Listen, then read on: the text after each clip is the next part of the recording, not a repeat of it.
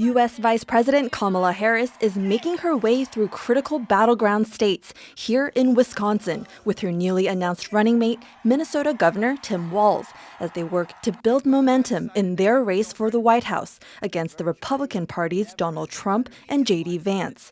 Here in Taiwan, a country that relies on U.S. arms to defend itself from China, not much is known about Harris or her views on foreign policy separate from President Joe Biden's administration.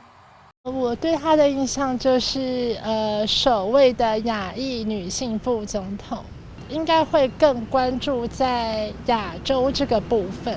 好像比较会关注的是可能谁比较不友台，所以比较熟悉的就是可能川普对台湾的态度。美国对我们来说还是一个关系相当紧密的国家，所以我们一定就是台湾人一定也是会对于美国他们总统大选一定有就是一定的关注度。Though the U.S. broke diplomatic ties with Taipei in favor of Beijing in the 1970s, Washington has long supported Taiwan unofficially, selling it weapons in the face of China's threat to invade.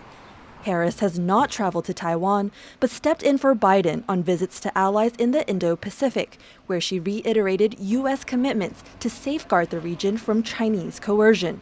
Aboard a U.S. Navy destroyer in Japan in 2022, Harris once again stressed the U.S.'s unofficial support for Taiwan and its pledge to preserve peace in the Taiwan Strait.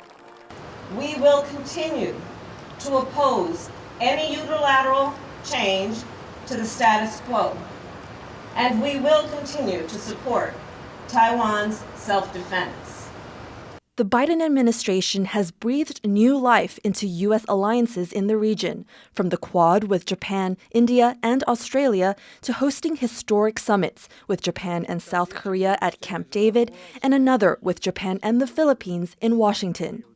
This focus on multi- or minilateral groupings is a response to Russian and Chinese aggression, says Daniel Russell, the former Assistant Secretary to then-President Barack Obama in East Asian and Pacific affairs.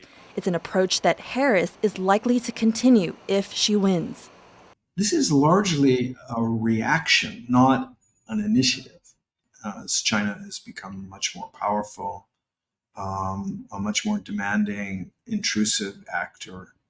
There's every reason to think that the Harris administration will continue to build this network, this lattice work of like-minded partners as a kind of safety net. With Walz now on board, the former school teacher and U.S. Army National Guard veteran brings unique first-hand experience with China. Neiman Hama, Governor Tim Walz here. Happy Chinese New Year. Walz was among the first American educators to teach in China and later returned for his honeymoon with his wife, Gwen.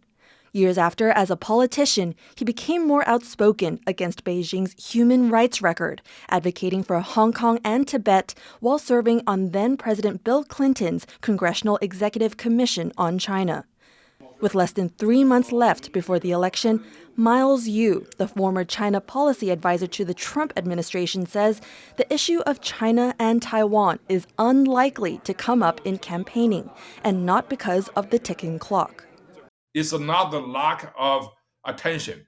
It's a consensus of policy on China. Both Republicans and Democrats agree that China has become America's #1 national security threat.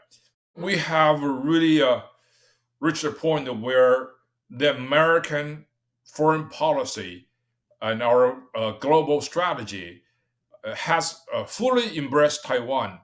If U.S. commitment to securing peace in the Indo-Pacific has been established, then countries in the region, including Taiwan, can expect that pledge to hold, regardless of who wins the White House in November.